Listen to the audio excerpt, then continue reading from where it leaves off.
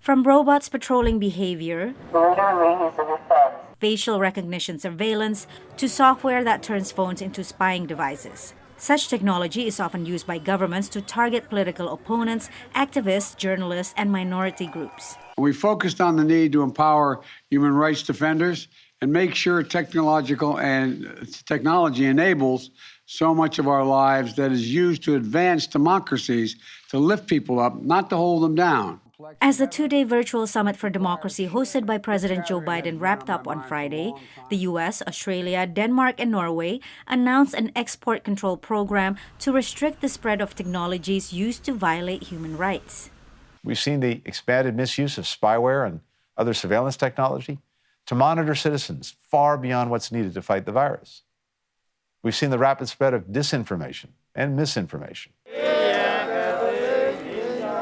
The U.S. also announced initiatives to empower human rights defenders, support free and fair elections, independent media, and anti-corruption efforts.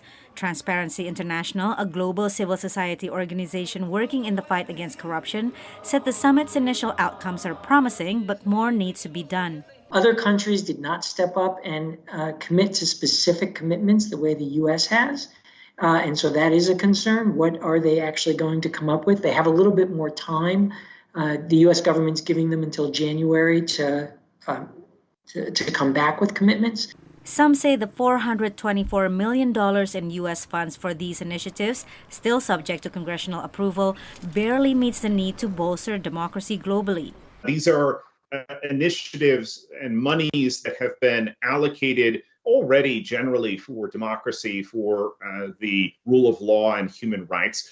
They get to repurpose them for a new announcement. But what we're not seeing here are really substantial sums that are being put on the table. Democracy is also under attack by the global rise of populism, white supremacy, and extremism, said UN Secretary General Antonio Guterres. Polarization is undermining democratic institutions.